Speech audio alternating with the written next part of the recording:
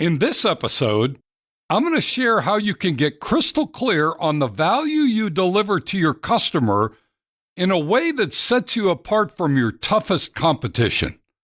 Want to know how? Let's get into it. Welcome to Why Business Teams Fail and How to Avoid It, a show helping small business owners build a radically engaged team that can run the business without you so you can remove the stress from owning a business and enjoy the freedom you deserve. Now, here's your host, Rich Allen. Today you'll learn that defining your value proposition is critical to establishing your unique position in the marketplace, that your team members want to work for a business that's not just like everyone else, but one that's better, faster, and stronger, and that gaining clarity on the problems you solve for your customers will lead to more sales and more lifelong customers. Here's my question for you this week. What is it that truly sets your business apart from your toughest competitors? I'm going to go out on a limb and make an assumption today. The assumption is that there is, in fact, something that sets your business apart from your toughest competitors. I'm right on that, aren't I? I sure hope so. And my bet is your team members hope so as well. No one wants to work for someone who's no better than others in their industry. No one wants to work for an average business or one that has no unique differentiation. At least not the kind of people you want to have on your team. So since you are uniquely different from your toughest competition, it's important to be able to articulate just how you're different and better. You may have heard this referred to as your value proposition, the unique value you bring to your customers that they won't or don't always get when they do business with your competition. If you've not put much time into thinking about this, let me share the value proposition model I learned from Keith Cunningham.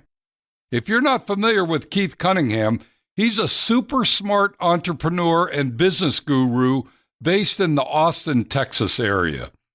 I met Keith many years ago when I attended a conference in Australia, of all places. Keith was one of the presenters, and he made a claim that he could teach us more in 4 days than we would learn in a 2-year MBA program. And since I had just finished my MBA program, and I lived in the Dallas area, not too far from his office in Austin, I decided to take him up on his offer. So I paid a nice $15,000 fee to attend his 4-day workshop and decided to see what I could learn. And let me quickly say, the 4 days was well worth the investment. Keith was truly a genius in the area of business and particularly business finance.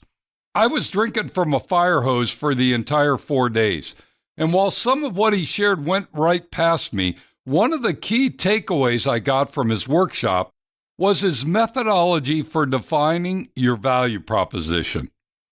I'll try to explain it here, although I find it better to share using a whiteboard or flip charts.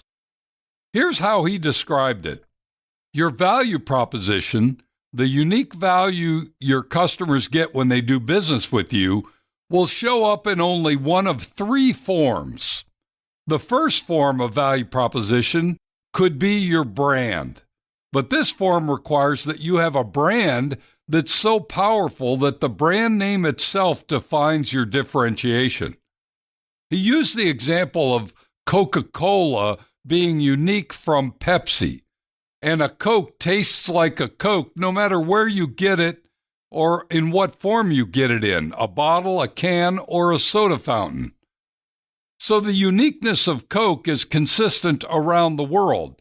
Coke as a brand is their value proposition. If you drink sodas, you either drink Coke or Pepsi, but not often either or both.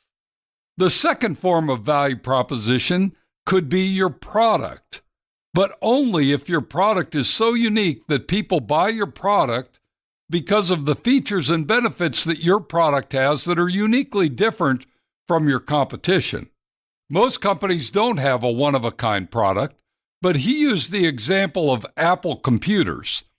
Apple products are distinctly unique from other computers, tablets, phones, and others. And people who are Apple users rarely use other computer products because the products are uniquely Apple. The third form of value proposition is the experience someone has when they do business with you. This is where most businesses live. My business lives here, and likely yours does too. When you don't have a powerfully unique brand and you don't have a one-of-a-kind product, you must define your value proposition in terms of the experience that someone has when they do business with you. But here's the critical part that most of us miss. If your value proposition is based on the experience someone has when they do business with you, then you must be able to define the true value they get based on the feelings someone has when they engage with you or your business. Now, I'm not sure about you, but when I first heard this, I was scratching my head a bit. I was thinking, is my value proposition really a feeling? But after hearing Keith explain why feelings were so powerful and impactful, I started to think deeply about it. In fact, he gave us all an assignment. Our assignment was, when we got back home, to ask 5 to 10 of our best customers this question: what feelings do you have when you do business with us? At first, it was a very awkward question to ask. Some of my clients looked at me as if I'd lost my mind. But when I pressed them for an answer, I did get some truly significant and meaningful insight into how I was making my customers feel when they did business with me. Keith's recommendation was that after we gathered the inputs from our customers, then we identified the top 3 feelings, the ones that were mentioned most often, and begin to build our business processes around those feelings. It was a powerful exercise and truly did change how I viewed my business and how I was interacting with my clients. Because I wanted every interaction to generate the 3 specific feelings, I designed our website, changed my phone answering script, modified our in-person greetings, and changed my follow-up conversations to make sure that no matter what, each client got these feelings from my actions and my engagements. So let me ask you, what are the feelings that your customers have when they do business with you or your team? Is your business designed and structured in such a way that no matter how or when your customer engages with you or your team, they come away with these very same feelings every time? What would have to change for this to happen? If they did have those feelings every time they did business with you, would they do business with you more often? Or would they tell more friends about your business? Or would they write better Google reviews about your business? If you're not sure what those feelings are, perhaps you should take the time to ask your current customers and begin the journey to defining your business based on the feelings you give your customers whenever they do business with you. Now, if this makes sense to you, then I'd suggest you use this approach to define your what truly sets you apart from your toughest competition. But if you're not much into feelings, here's a second method that you may find works better for you.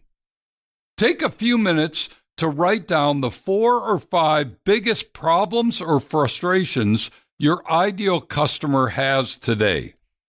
Focus on the problems or frustrations they're having with using products in your industry or getting service from your competitors. Be specific and write them out as specific problems or frustrations.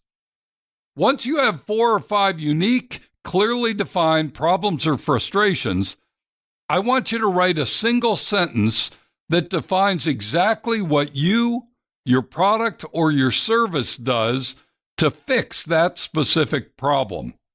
Don't be general, don't be vague. If you fix it, how do you fix it? What's the exact approach you use to make that problem or frustration go away? Do this for each of the 4 or 5 problems or frustrations. Each single statement should reflect how your business addresses that problem or frustration. It should be uniquely different and better than how others would address the problem. If you find that your fix is no different than your competitor's approach to the problem or frustration, then ask yourself, what could we do differently or better to set ourselves apart from everyone else? You may not be very unique in one or two problem areas, but when you bundle the 4 or 5 problems together and you have a solution to each and every one of them, now you have some real uniqueness. I went through this exercise recently with a client. They're in an industry that arguably has very little differentiation. The products are pretty much similar, and the process they follow is similar to every competitor's processes. But after about an hour of discussing and debating their customers' biggest problems and frustrations, then creating a single statement of how they solve those specific problems and frustrations, we came away from the meeting with a very powerful set of specific things that they did that were very different from any of their competitors. And as we looked at how they solved the big 5 problems and frustrations of their customers, we identified a way to brand their solution to make them even more unique and differentiated. It became the basis for truly setting them apart from their toughest competition. So how about you? Do you have a clear definition of the top 4 or 5 problems or frustrations your customers have today? Have you crafted a single, concise statement of how you solve their big 5 problems or frustrations? Are you communicating your solutions on your website, in your presentations, and as part of your proposals or quotes? Perhaps this is an approach that will work for you and your business.